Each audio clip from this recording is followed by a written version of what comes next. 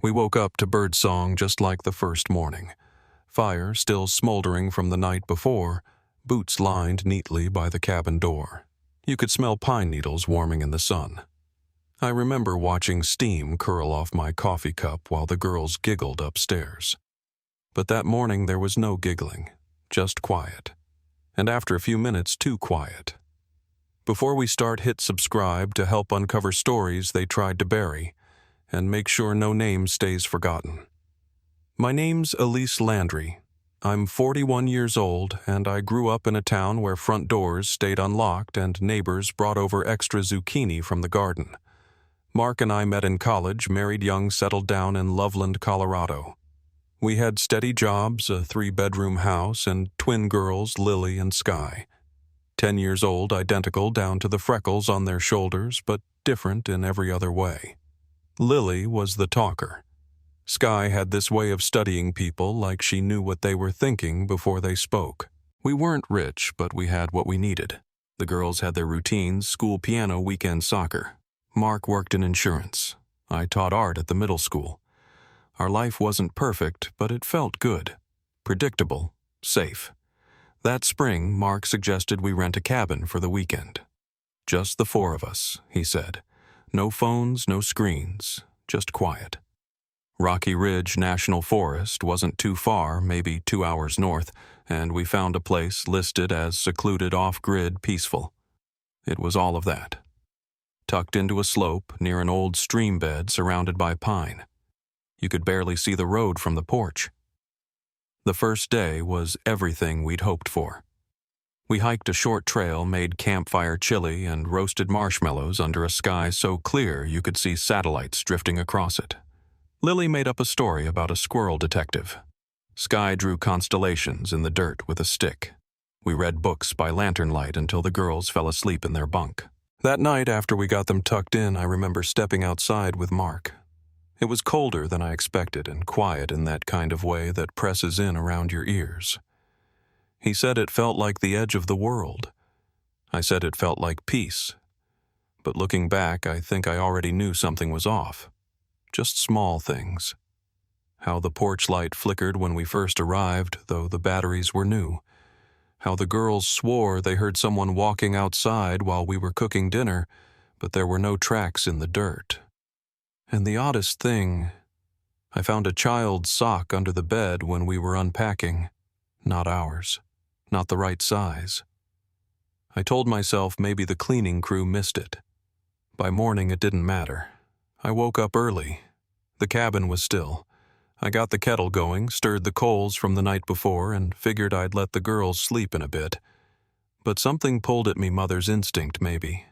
I went upstairs to check on them. Their bunk was empty. No note, no sound. Just the covers turned back neatly. I called out once, twice. Nothing answered back but trees. At first, I told myself they were outside. Maybe they'd woken up early and gone to collect pine cones like they had the morning before. It wouldn't have been the first time they snuck out to chase birds or try to spot deer. I stepped onto the porch, called their names into the trees, then walked the edge of the trail that looped behind the cabin. No sign of them. No giggles, no rustling, not even a branch snapping in the distance.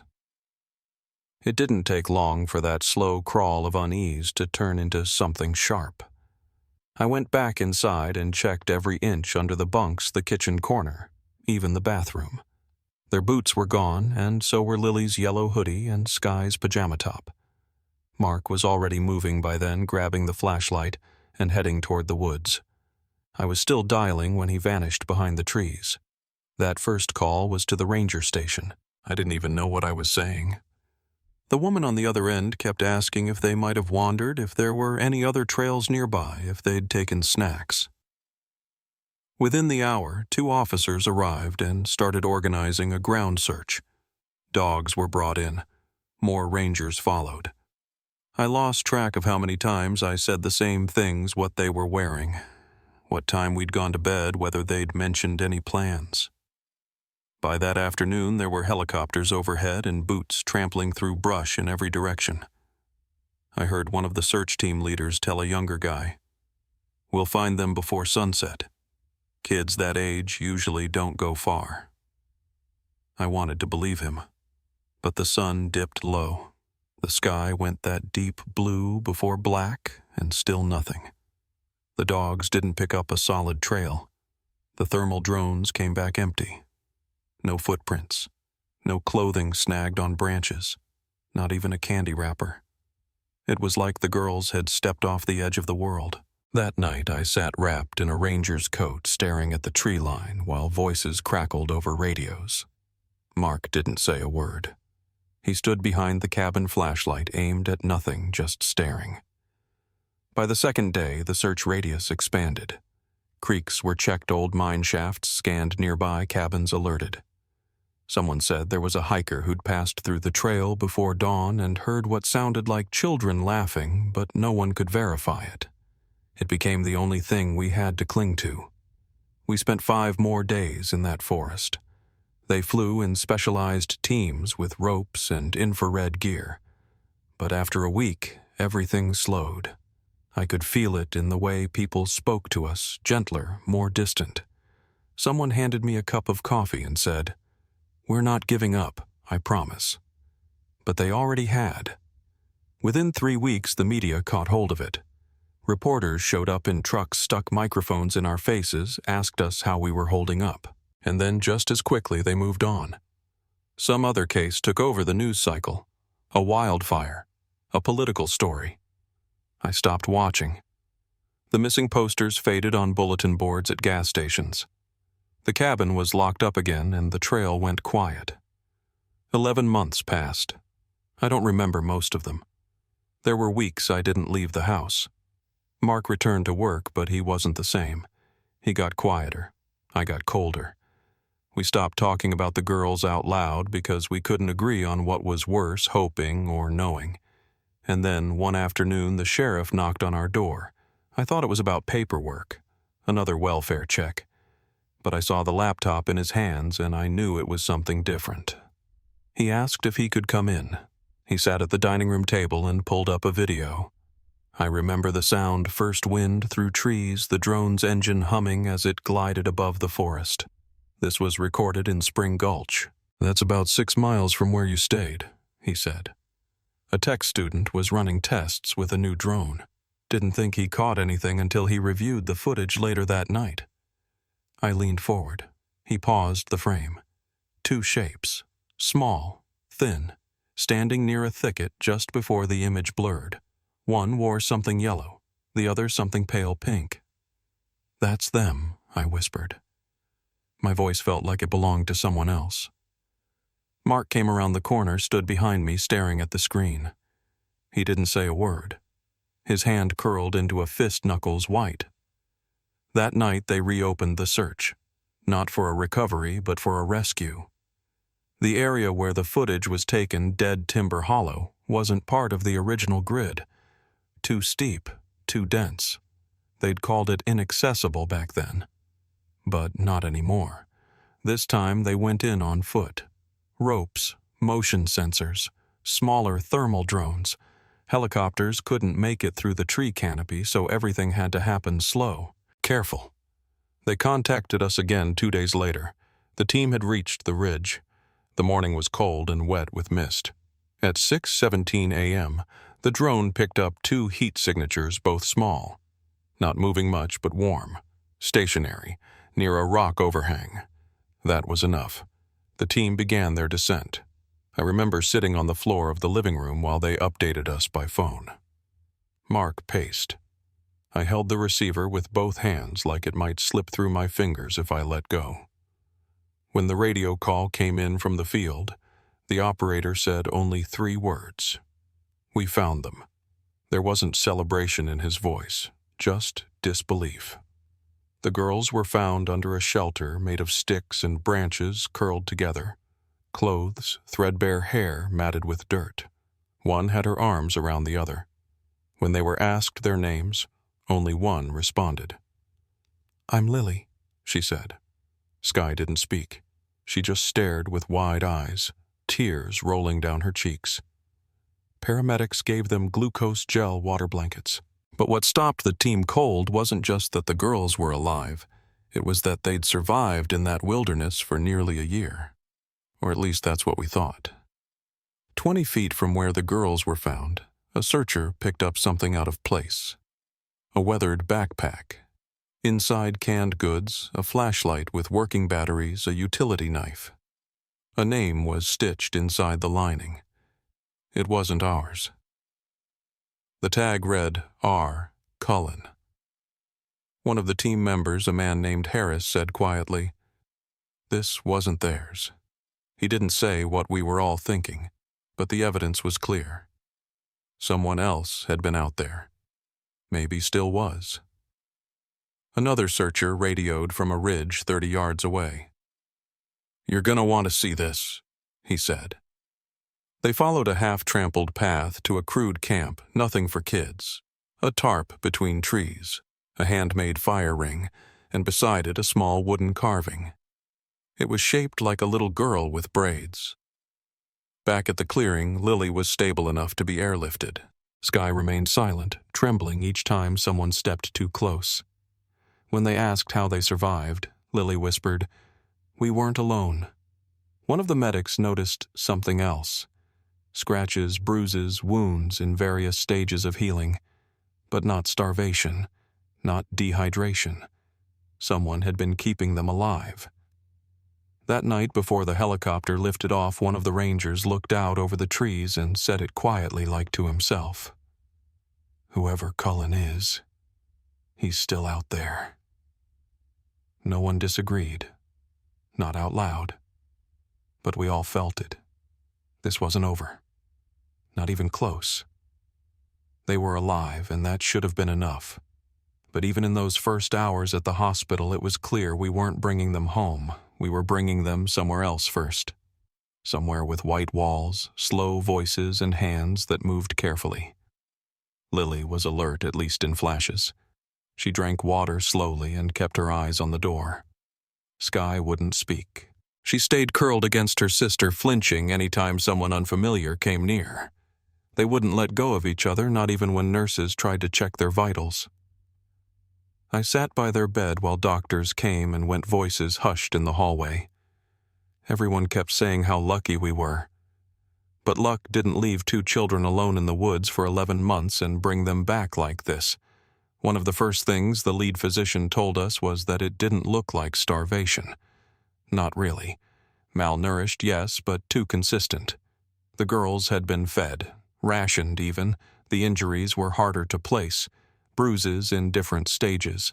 Small cuts. Defensive patterns. Nothing fresh. No obvious signs of abuse, but no clear explanation either. It was like someone knew how to keep them just well enough, as if they were being preserved. That first night, a trauma nurse helped Lily sit upright for a few minutes. Her voice was soft, almost rehearsed, like she was trying to remember the right version of a story she didn't fully understand. She told them they made a shelter, that they found food. When asked how they knew what to do, she hesitated. Then she said, "A man, I think. No name, no description, just that he said they had to be quiet or the mountains would wake up." And then she stopped speaking for hours. While the medical team worked with the girls, law enforcement started digging into the name we'd seen on that old backpack. R. Cullen. No one local, no missing person report. But one ranger found something, an old logbook entry from almost a decade back. Russell Cullen, former forest ranger, terminated after a psychological evaluation. No criminal charges, but a flagged complaint in 2012 from a family who'd participated in a youth hiking program. Nothing specific in the public record, just that they pulled him from field duty, and the program was shut down shortly after. The name wouldn't have meant much, except Cullen had disappeared not long after. Off-grid, no address, no taxes filed. A cabin that hadn't been listed on maps in years. The deeper they looked, the worse it got. A sealed complaint. A niece who refused to speak to investigators. A pattern of wandering between Forest Service jobs. But nothing definitive. No warrant, no charges. No one had been looking for him. The following morning, while Lily was sedated for scans, Skye finally spoke. Just one sentence. We weren't alone. Her voice was thin, almost empty, like she was repeating something said to her a long time ago. That was enough to get the field team moving again. They returned to the area where the girls had been found and swept a wider radius. About 100 yards from the clearing, they found a hidden trail mostly covered by branches but clearly used. It led down a slope, then west toward a stretch of dense undergrowth and stone. At the end of the path was an old mine entrance partially collapsed. No posted signs, no fresh boot prints. But inside they found something that didn't belong. It started with the carvings. Dozens of them.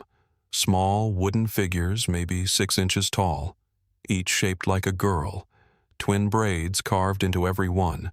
Some missing arms, others with buttons for eyes, lined in pairs against the mine wall.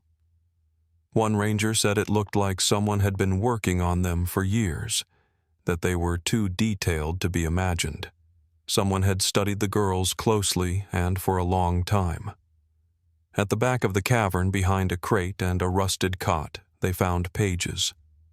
Handwritten. Most of it unreadable scratches spiraling into loops, numbers that didn't match anything, but one note stood out. It said, "The mountains took my daughters. Now they've given me new ones. These ones listen. These ones stay." Detective Howren was the first to read it. He said the handwriting was shaky, like someone who hadn't been around people in a very long time. That same afternoon, Lily woke up screaming. I was in the hallway when I heard it raw and loud, like something had broken through whatever wall she'd been holding up. I ran into the room before they could sedate her again. She clung to me, sobbing so hard she couldn't breathe. Through the crying, she said, "He came at night. He wore a mask. It smelled like smoke and old pennies. I didn't ask what he did. I couldn't. But she answered anyway. He said I had to learn first. Because I was older. I felt her whole body shake in my arms." Skye stood near the wall staring at the floor. She still hadn't cried. Not once. That night, an older woman came into the sheriff's office holding a newspaper. She was shaking but clear. She'd seen the story about the twins and the carvings found in the mine, said she recognized them. That she'd seen nearly identical wooden dolls in the attic of a foreclosed house she moved into outside Gunnison 6 years earlier. Her husband burned them when she found them too disturbing. The previous owner's name was on the deed, Russell Cullen. The next morning, investigators reached the cabin. It was half-rotted, tucked into a clearing behind an old fire trail. Inside, behind a stack of firewood in the basement, was a door, locked. They forced it open and found a room insulated from floor to ceiling. No windows. Scratch marks across the inside of the door. Small, about waist height. Some old, some fresh. The mattress on the floor had damp blankets and a drawer underneath. Inside were photos, warped from moisture. The same stone floor from the mine, the same 2 girls, hands folded, blank faces. In the background, a shape, always just out of frame. The detectives brought the evidence straight to the hospital. Howren asked to speak with us in private. He said they found where the girls were kept at least part of the time. An off-grid property near Gunnison still listed under a shell company tied to Cullen. He'd vanished from records in 2009, but they didn't believe he was dead. At least, not anymore. Then I told them something Lily said in her sleep. Not everything she mumbled made sense, but this part was clear. He wasn't always alone, she whispered. There was another man, one with a limp. He called the other one Russ. That stopped Howren cold. They ran the name through old files, old cases, anything connected. And finally, they found it, a 1991 report out of Arizona. Cullen had been arrested for luring children into a shed. Charges dropped. The arresting officer's name, Calvin Jessup. He noted Cullen had a limp. Same man, different name. And just like that, we weren't looking for one person anymore. We were looking for 2. maybe more. And that meant something we hadn't been ready to say out loud, not to each other, not even to ourselves. Lily and Sky might not have been the first, and if we didn't move fast, they wouldn't be the last. I didn't sleep for more than an hour at a time after that. Every time I closed my eyes, I'd hear her voice again, muffled, half asleep, whispering about the man with the bark mask. How he said her name didn't matter, just her number. And when I did manage to rest, it was never deep. I'd wake at the smallest sound, a hallway door, a voice behind glass, the rhythm of the heart monitor. Sky hadn't spoken in days. Lily drifted in and out, mostly quiet, sometimes lucid, but never for long. Her drawings were the only constant. She'd scribble on the backs of menus and medical forms whatever was left near her bedside. Cabins, trees, a man with a flashlight and no face, and sometimes a small black dot in the sky with blinking lights. One of the nurses asked what it was. Lily looked down at her page and said, "We saw it. He saw us." The drone. Detective Howard came back that afternoon. He brought a man from the FBI's Denver field office, Agent Bell. They pulled Mark and me into a small conference room, walls bare except for a dry erase board with a terrain map taped crookedly across it. Bell said he wanted us to understand where things were headed. "We're not just talking about one man anymore," he said. "There's movement across county lines. A pattern we didn't connect until now."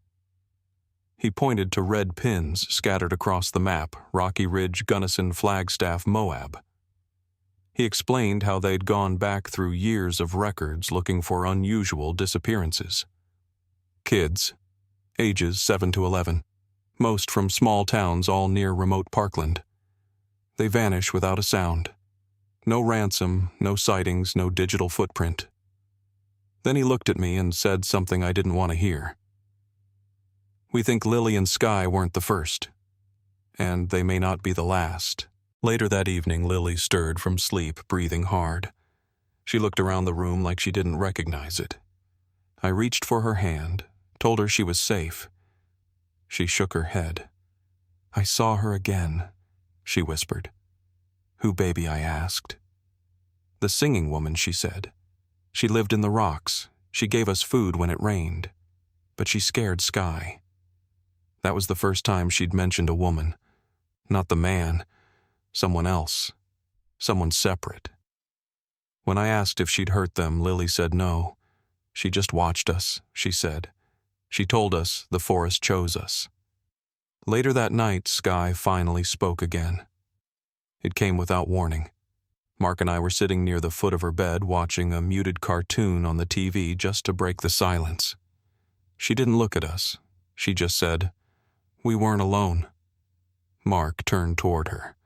"What do you mean?" he asked. Sky blinked slowly. "There were other kids." The air in the room changed. I sat up straighter, waited. "There was a boy," she said. "He had a scar on his eyebrow. He said his name was Tommy." She paused. "But one day he wasn't there anymore." Mark swallowed hard. "Where did he go?" Sky didn't answer right away. Then she said, "The man said Tommy didn't listen, that we should forget him. We told Howard and everything." He didn't interrupt. He just scribbled notes quickly, then left the room to make a call. A few hours later, he told us they were reopening the Rivera case out of New Mexico, 2018. A boy named Tommy. Same age, same timeline, same disappearance pattern. That's when everything shifted. A task force was formed overnight. Analysts were pulled in to cross-check child abduction reports across state lines. They found 12 cases that matched, all within a 100-mile radius of national forests. All missing, all unsolved. One girl vanished during a school trip, another from a campground restroom while her parents made dinner 10 feet away. Nobody had ever tied them together before. That next morning, Sky started recalling more. Not all at once, just pieces like flashes coming through water. She described 3 different locations. Always remote. never near roads. One cabin had a green metal roof and made creaking sounds when the wind blew. Another had lanterns hanging from trees. She said they only stayed there for a few days. But the third place, that was the one she didn't like. She called it the quiet house. When Howard asked why, she didn't answer. She turned toward the window and blinked until the tears stopped. Mark tried to stay strong through all of it. I could see it wearing him down, though how his posture changed in the hallway, how he held the paper coffee cup like he didn't even realize it was still full. That night he stepped outside to catch some air, and Agent Bell followed him out to the benches near the emergency entrance. I watched them talk through the window. Neither one raised their voice, but I could tell from Mark's face it wasn't good news. When he came back in, he sat beside me and stared straight ahead. After a while, he said, "They think it started with that hiking post I made." I didn't understand. "The one you helped me write," he added, asking about family-friendly trails in Rocky Ridge. It hadn't been private. Anyone could have seen it. Across the hall, Lily had another episode. She woke up shaking, mumbling about a sound whistling. Sometimes at night she told a therapist, long, then short. That meant we had to be quiet. She mimicked the pattern with her lips, one long whistle, then two quick ones. The therapist wrote it down and passed it along to Houarin. Hours later, he found an old audio recording from a trail camera near an abandoned ranger station. Same pattern. Dismissed at the time as an animal call. By the third night, Skye was having trouble sleeping. She'd whisper things when she thought no one was listening. "They're coming back," she said once. "They always came at night." Dr. Shaw ordered another sedative, but I stopped him. I needed her to stay awake. I needed to know what she remembered. I leaned in and asked, "Who are they?" She didn't answer at first. Her eyes moved around the room like she was checking for someone who wasn't there. Then she said, "There was only one at first, but later there were more. They stayed in the trees. One of them whistled. Before the others came. A nurse showed me something Lily had drawn while she waited for her scan. It was simple, just a cabin in the woods, a man holding a flashlight, no face, and up in the sky that same dot with blinking lights. She'd written something across the bottom in big, crooked letters. We saw it. He saw us. The next morning, Bell's team pulled the drone logs again. They enhanced the footage from that first pass over the ravine. That's when they saw it barely visible at the edge of the trees. A camouflage tarp. The flight path passed over it 3 times. On the second pass, the tarp was gone. Someone had moved it. Someone had been watching. They geotagged the coordinates. Sent in a new team. Not volunteers this time, tactical officers. Night vision. No noise. Just boots and breath and eyes trained forward. They moved in just before dawn. The trees were too quiet. No wind. Just the soft crackle of radios and the dull crunch of boots through frost. When they reached the ridge, they found signs. Charred pits. Bones. Carvings. A trench cut into the hillside. Under the tarp, 2 bedrolls. A notebook. A map. Red ink markings scattered across the region. Back at the hospital, Lily had started talking more. Always in short bursts, sometimes in her sleep. One afternoon, she whispered to Houarin, "We didn't just hide. We ran. A lot. He didn't always find us." When asked to describe him, she said, "He wore a mask, but sometimes it slipped. I saw his teeth." Skye added something else, a memory of a small hole in the ground near the cabin. "He told us not to go near it," she said. "But one day I saw him bury something. When asked what she said, a shoe and a necklace. It had a name on it, but not our name." Houarin leaned in. What name? Skye squinted like she was trying to see it again. "Beth," she said. None of us spoke. The name hung there for a few seconds too long. Then Howard stood up. "I need to check something," he said. But the look in his eyes told me what I already feared. There were more children, more names, more markers buried out there, and for every one they found, someone else was already watching the trail behind them vanish. They brought me into a side room just after sunrise. I thought it was another debrief, another quiet apology from someone who couldn't say what they were really thinking. But when Agent Bell slid the necklace across the table, I understood why the air felt heavier. Tarnished silver still damp from the dirt, the clasp bent just slightly, like it had been pulled too hard. On the back, etched in delicate cursive, was a name, Beth. Bell kept his voice steady when he spoke. "We ran the name through national databases. Beth Holloway, age 11, disappeared during a school camping trip in Montana, 12 years ago." I don't remember what I said next, if anything. I just stared at it and tried to picture the girl who used to wear it. Someone's daughter. Someone who never got the call we got. Back at the site, forensic teams kept digging. What they found wasn't a burial ground, not exactly. It was more like a cache. Shallow layers of soil, each covering personal items. A sock, a children's glove, bits of cloth, a second necklace without a name. No bodies, no bones. Just artifacts. Reminders. And one word kept coming up among the searchers: intentional. These weren't things dropped by accident. They were placed. Preserved. Someone meant for them to be found.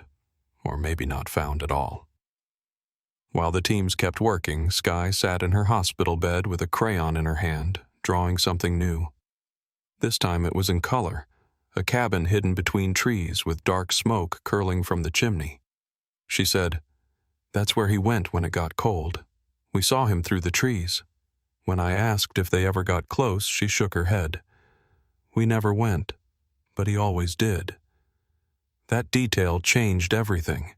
The cabin wasn't just a shelter, it was his, a place he returned to, a fixed point in a search that had felt like chasing fog. They pulled out updated aerial maps and began cross-referencing them with the timeline Lily had described. There was a narrow trail, almost invisible from above, winding through a gulch near a split in the ridge. Nature had nearly erased it, but not entirely. The team followed it on foot, moving slowly, methodically, checking for anything that didn't belong. And eventually they found it. Nestled beneath a rock outcrop nearly collapsed into the mountain itself was a trapper's cabin. Gray wood sloped, roof-rusted stovepipe bent at an angle. The front door was chained shut, windows covered from the inside, but the back entrance had been left cracked like someone left in a hurry. Alvarez, the field lead, went in first. The air inside was stale mildew smoke and something else beneath it. A metallic scent that clung to the wood. There were stacked cans along the walls, a gas lantern, threadbare blankets on the floor. But it was the walls that stopped him cold. Hundreds of drawings, crude sketches, repeated over and over, 2 girls, sometimes asleep, sometimes crying, sometimes with their faces turned away.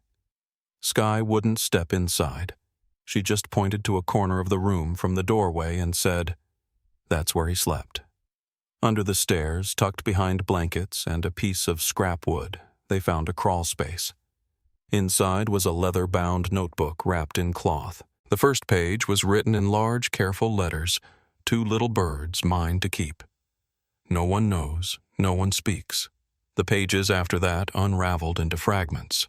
Daily entries, some as short as a sentence, some filled with drawings, eyes, trees, shapes made of overlapping circles. He wrote about building a place where they would be safe, about teaching silence. And in the final entry, one wandered too far. I followed. The others will come. I'm not done. Outside, one of the officers spotted footprints heading uphill, fresh, narrow stride, 1 foot dragging slightly. They hadn't been there during the team's approach. Whoever had been living in the cabin had either returned or never left. They followed the prints up the ridge, moving fast but careful, splitting into two groups, one to protect the girls and me, the other to intercept. The trail wound through loose rock and patches of old snow, leading into a narrow cut between boulders. At the top, one of the drone operators radioed in faint heat signature 300 yards ahead. One figure. Stationary. The man didn't run at first. He was crouched in the trees, watching the slope below. When Alvarez called out, he turned and bolted down slope, favoring one leg. Branches snapped. Radios cracked. He moved fast for someone who'd spent years living off-grid.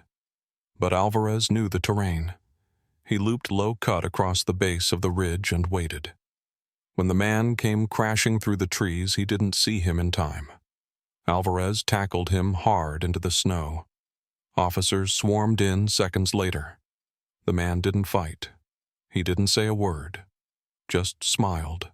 A long, slow smile with cracked teeth and eyes that didn't blink. They brought him in cuffed hands, scraped coat torn at the shoulder. When we saw him brought through the emergency entrance, Skye whispered, "That's him." Lily buried her face in my side. I asked the question out loud without even thinking. "Are we safe now?" No one answered. Not really. That night I walked past the observation room where the man, Henry Vassler, was being held. I watched through the glass as he sat, unmoving hands folded on the table. According to the file, he'd been a former park employee, officially declared deceased in 2009 after his truck was found near a river. But he hadn't died. He'd just disappeared, fallen through the cracks and kept moving. Trail specialist. Maintenance crew. Terminated for erratic behavior. A few complaints. Never enough to hold. Never enough to stop him. When the detectives went in to question him, he said 5 words. I helped them stay alive. He claimed he brought food. That he never hurt them. That the world outside was worse. That the girls needed quiet. He never admitted to taking them. He never gave a full story. But something about the way he talked soft circular made it clear he didn't see himself as a criminal. He saw himself as a caretaker, a substitute for a world that had failed him. And according to him, someone else had failed the girls too. What we didn't know yet, what none of us were ready to hear, was that the forest had more secrets to give. That Vassler was only one piece. And that out beyond the reach of search teams and satellite maps, there was someone else still waiting, still moving, still watching. We hadn't found the end of it. We'd only uncovered the first clue we were meant to find. They didn't say it directly, but we all felt it, that sense that something was missing. That Henry Vassler hadn't worked alone. He was steady in his silence, measured like a man who'd rehearsed this version of himself for years. I watched from behind glass as Agent Rhodes slid photos across the table, Lily and Skye sitting on stone, the cot from the mine, the carvings. But Vassler's expression never shifted. His story stayed the same. He didn't take them, he only found them, fed them, protected them. He spoke like someone who believed he'd saved those girls from something worse. But when they showed him the drone, still the tall woman standing over the group of children in the gulch.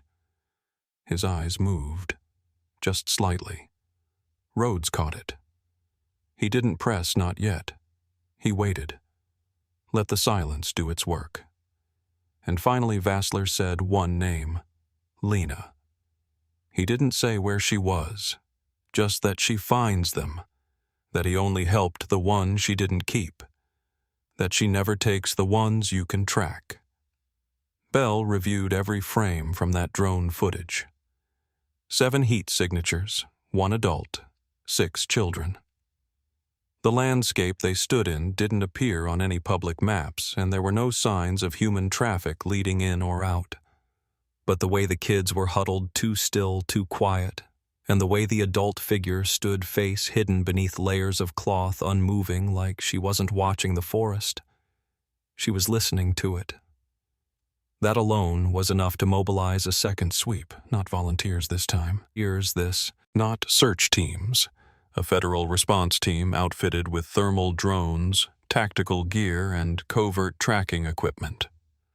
Back at the hospital, Sky had begun drawing again. This time it wasn't the cabin or the man with the mask, it was a circle. Simple, thick lines with smaller marks inside. Spokes. She drew 6 of them evenly spaced, then shaded one in black. I asked her what it meant. She didn't answer right away. She just pointed to the blackened spoke and said, "That's the one that's gone." Then she set the crayon down and pulled the blanket over her head. The drone footage had been flagged by a Department of Interior contractor who'd been scanning for wildfire damage when the thermal hit came in. His name was Jansen Reed. He wasn't law enforcement, just a guy testing new gear, but when he saw the image of that group in the gulch, he knew it wasn't right. No fire, no tents, just a hollowed rock formation and 7 bodies clustered in the dark. When they enhanced the image, one of the children was visibly limping, another had no shoes, and the woman, if it was a woman, stood apart wrapped in fabric from head to foot. Not hiding, just waiting. The team was on the ground by first light. They closed in slow from 3 sides, every step measured. But by the time they reached the gulch, the site was empty. No fire, no sound. Just footprints in the mud, a torn strip of flannel, and a cold ring of stones where a fire pit had once been. The prints showed 7 children, and one set larger barefoot pressed deeper into the earth. The kind of stride that came from someone who knew the land, who knew exactly how long they had before someone came looking. Bell didn't say much that day, just paced the edge of the site, jaw-tight thumb pressed into the corner of his notebook. I asked if he thought it was too late. He didn't answer. But later that night he showed me the back wall of the shelter, the one tucked beneath the rock face. Scrawled in charcoal was the same symbol Sky had drawn, a circle with 6 spokes. One of them crossed out. She collects them in 6s, he said, and when one's gone, the next takes its place. Back at the hospital, Lily was speaking more. Her words came quicker now, like they'd been trapped behind something that finally gave way. She remembered the first snow. Sky got sick, started coughing, sleeping more. Then, one morning, Lily woke up and Sky was gone. She asked the woman where she went, and the answer was simple: somewhere safe. But Lily never saw her again. That same night, Agent Rhodes placed a manila envelope in my hands. Inside were stills, blurry but clear enough. A long-lens drone capture from miles out. A group of children. One girl with a side braid. Her posture matched Sky. Her frame. Even the way she leaned away from the others slightly turned. It was her. I didn't need to be told. I knew. "She's alive," I whispered. Bell nodded. "We think so. But they're moving. Whoever this woman is, she's teaching them how to disappear. They called in every available ranger station. Trail cams were updated with motion beacons. Wildlife drones were given new flight paths. But the terrain was against them. Dozens of ravines mining tunnels and high tree canopies that made thermal detection nearly impossible. Meanwhile, Vassler said less and less, but one sentence lingered. Rhodes had asked him what Lena wanted, why she chose the children she did. Vassler had looked up slowly, face blank, and said, "She only takes the ones no one's really looking for." Then he leaned back in his chair and didn't say another word for the rest of the day. That evening, Lily had another nightmare. She sat bolt upright, heart monitor spiking, whispering the same phrase over and over. The trees, the trees, the trees. Elise, the nurse who'd been with her the most, calmed her gently and asked what she meant. Lily looked past her, past me, to a spot near the wall where no one stood. She said the forest chose us. The next morning, Bell called a briefing. Something had come through one of the drones, picked up a heat signature near an old ranger station west of the search grid. It was faint, stationary, not large enough to confirm as human, but it was something. Bell didn't smile. He just folded the photo and said, "We go in again at nightfall." I walked back to Lily's room before they left. She was asleep again, her hand resting lightly on a sketch pad. On the top page was a new drawing simpler than the others. Just a hill trees and a figure standing at the edge of the brush. Alone. No children, no fire, no face. But in the sky above her, drawn in pencil so light I almost missed it was a shape I recognized. The same black dot. The drone. At the bottom in her crooked handwriting, she'd written one line. She knew we saw her. And I realized this was never about who we could find. It was about who knew we were looking. She didn't run. That was the first thing they said when the team returned. They'd made it to the ridge just before dawn, moving slowly. Gear kept light boots covered in ash to keep sound down. The old ranger station had collapsed inward, more splinters than structure, but tucked behind the north wall was a crevice, carved deeper than natural erosion could explain. A makeshift crawl space reinforced with weathered beams, and inside it, curled against the far wall, eyes wide open, was a boy, maybe 8 years old. No shoes, no coat. He didn't speak, just held a strip of plaid fabric balled in his fist like it was the only thing tethering him to anything real. They lifted him out gently. He didn't fight. He didn't look back. But when they carried him past the tree line, he pointed once toward a narrow slope just above the rise. They followed his hand and saw her. She stood still, wrapped in a cloak of stitched cloth and canvas layers that blended into the brush like she'd worn the forest for years. Her face was covered except for her eyes, sharp, fixed, not scared. Just quiet. The kind of stillness that doesn't come from panic. It comes from belief. She didn't move until they moved. Then she turned slowly, not running, just disappearing into the trees with a pace that felt too calm for what she had to know was coming. Alvarez gave the order. 2 teams fanned out, drones overhead. But it didn't matter. Within minutes, she was gone. The boy, he gave a name eventually. Max. No last name, no hometown, just Max. His voice was raspy, hesitant, but clear. When asked how long he'd been out there, he said a long while and nothing more.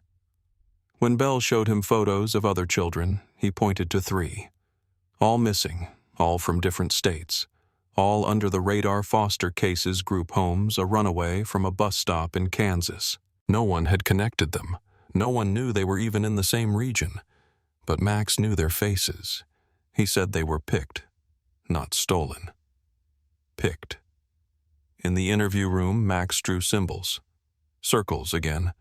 Always 6. This time, 2 were shaded dark. I asked him what happened when the circle was full.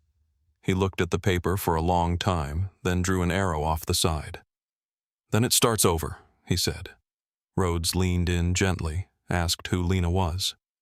Max looked down, shoulders drawn up like he expected something to strike him from above. "She listens to the trees. They tell her where we are." That phrase stuck with me for days. Not because I believed it literally, but because these kids, every single one, shared the same quiet reverence for something that couldn't be tracked on a map. Like they weren't just lost in the forest, but reshaped by it. Taught a code, a rhythm, one that made Lena more than a captor. She was a story whispered between trees. Something they believed in because they had to, because she was the one who chose them. And once chosen, the world stopped looking. Bell and Rhodes began pulling files on disappearances in the mountain corridor going back 25 years. They focused on unsolved cases involving children between the ages of 5 and 12, especially those without strong paper trails. The numbers weren't massive, but they weren't zero. And in at least 4 of them, a single witness had reported seeing a tall woman in layers near the area. Each time the tip had been buried, dismissed as unreliable or irrelevant. But now it was a pattern. Meanwhile, Vassler had gone silent again. Even with the knowledge that Lena was active, still moving, still collecting, he didn't seem panicked. If anything, he seemed resigned. Rhodes asked him what she wanted with 6. Why always 6? He looked up, and for the first time his voice cracked. 6 is balance. She says the woods remember in 6s. Then he leaned back and closed his eyes like he'd said something that cost him more than just breath. The turning point came 3 days later when Max asked for a pencil. He drew a map not to scale but filled with marks. Stones, streams, hollow trees. A place he called the Nest. It wasn't a cabin. It wasn't a camp. He said it was built from inside the mountain, from parts that had already been there and pieces Lena brought in wood canvas twine, a plastic tarp. When Rhodes asked how many were there now, Max just held up 3 fingers. They mobilized that night. Not with lights, not with sirens, just teams in dark clothing trackers, thermal drones, and silence. Every branch was a potential warning. Every snap could send her deeper. But when they reached the ridge Max had marked, there it was. A narrow entrance carved beneath a fallen boulder framed with bones not human, but arranged in a pattern that felt intentional, defensive, like a warning in a language only certain people could read. Inside, the air was warm. Smoke lingered. There was movement. They went in fast, 3 at the entrance, 1 circling back 2 in support. The space was deeper than expected, twisting, lined with stitched cloth. And there, in the largest chamber, were 3 children, curled together, eyes wide but unafraid, and beside them, crouched low with her back to the wall, was Lena. She didn't resist. She didn't reach for anything, just stood slowly, palms out, eyes level with Alvarez's. And then she said calmly, "You're too early." The children were carried out, one by one. No struggle, no cries, just silence, like they were leaving a place that had already said goodbye. Lena didn't speak again after that. Not in transport, not during processing. She just kept her gaze fixed out the window like she wasn't seeing the road but the forest behind it.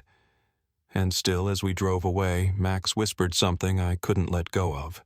He said, "There's another place." But she didn't take me there. Only the first ones go there. I turned to ask what he meant, but he was already asleep, hand curled tight around that same strip of flannel.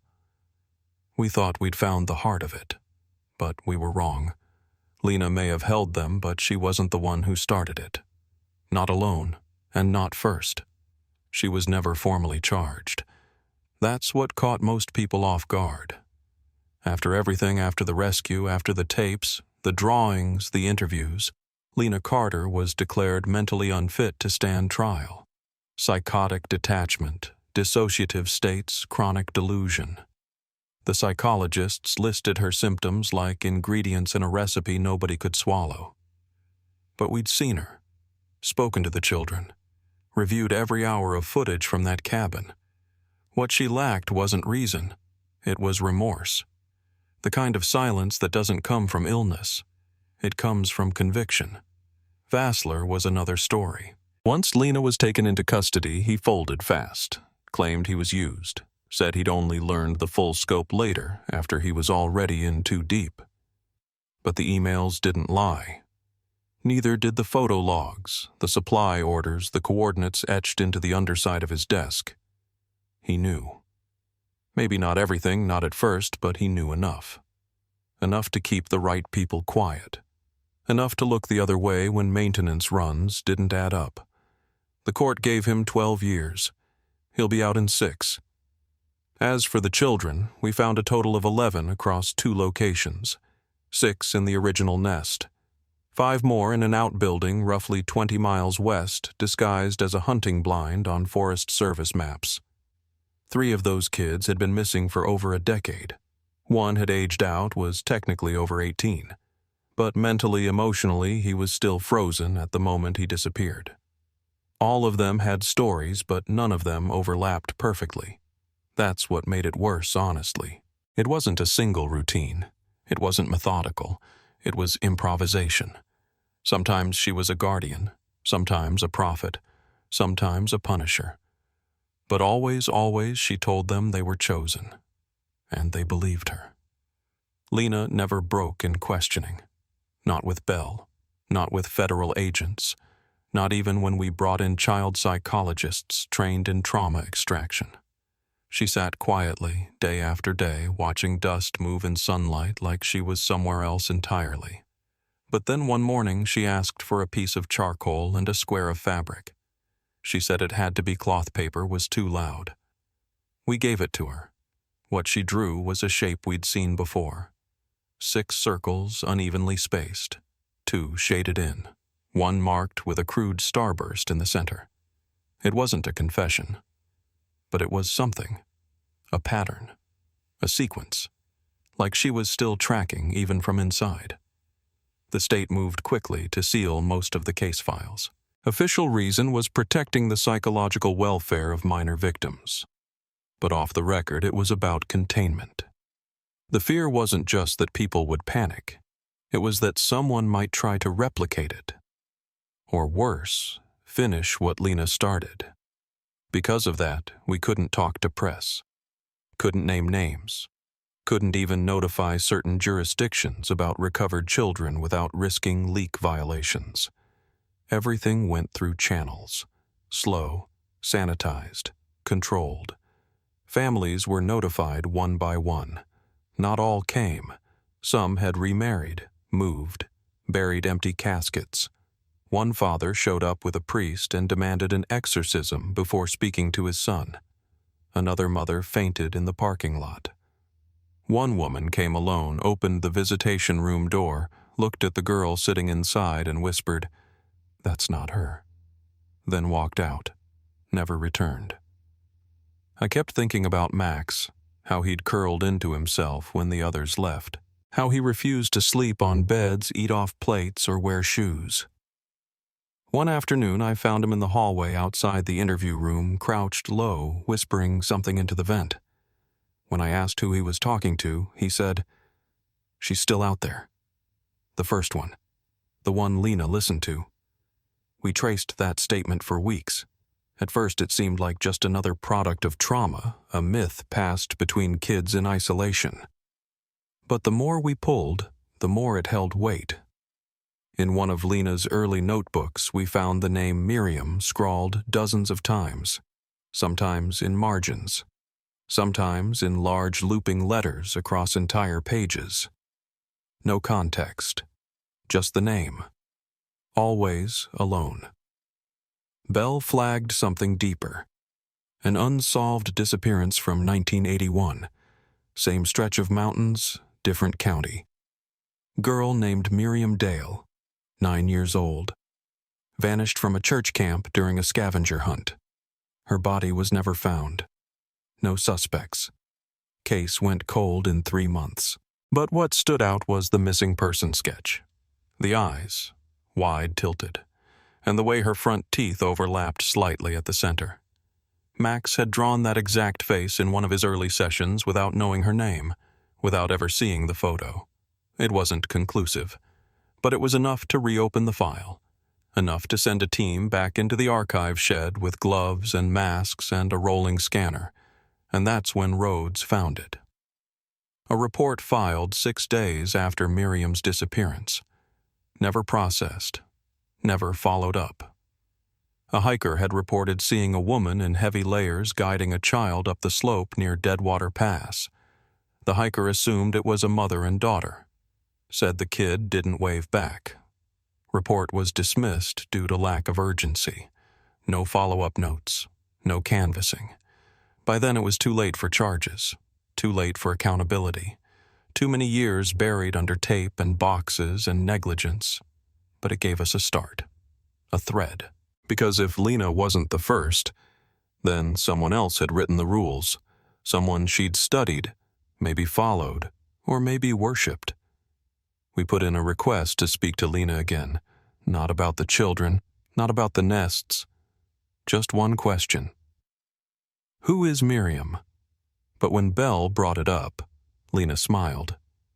First time anyone had seen her do that, and said only, "She's where the circles end." That night, a staff nurse at the facility quit without notice. No explanation, just cleared her locker and left. Her shift had ended 15 minutes before that interview. Her badge was later found discarded in the woods behind the center. As of today, she hasn't been located. There are still maps on my wall, not with pins anymore, just outlines, trails, forgotten ridgelines.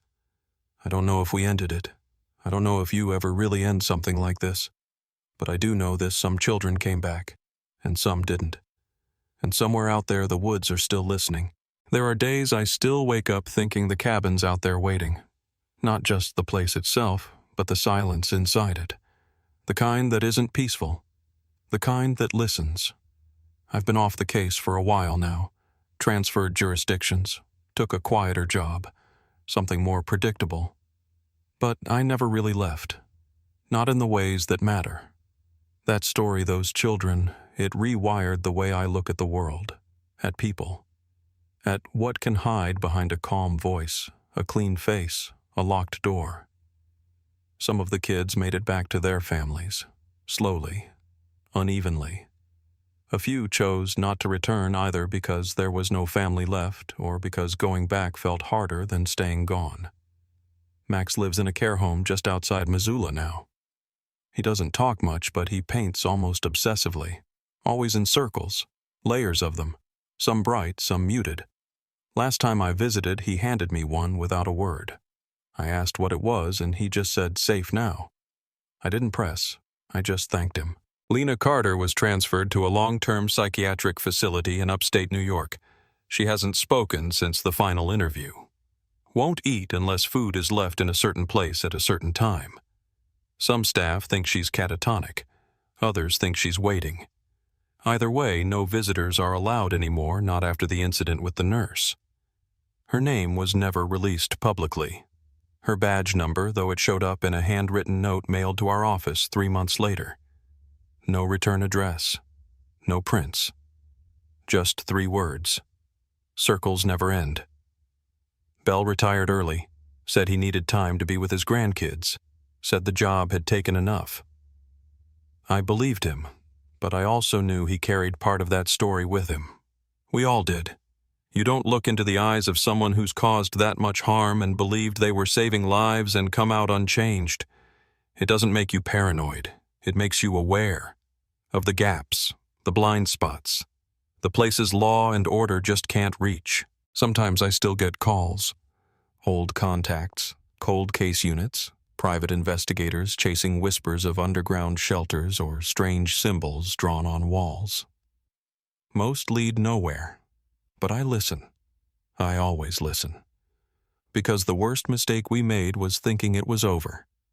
That justice had been served and the book could be closed. But justice isn't a switch you flip. It's a light you have to keep on even when no one's watching. I keep a box in the back of my closet. Inside are a few photos, case notes, and a cloth square with charcoal markings that never quite made sense. Some nights I unfold it, lay it flat on the table, and just stare. Not looking for answers. Just remembering that behind every line, every name, every missing face, there was a life, a voice, a child who waited longer than anyone ever should. If this story stayed with you, maybe take a moment to share it. Not for views or headlines, but so the silence doesn't win, so no name gets left behind.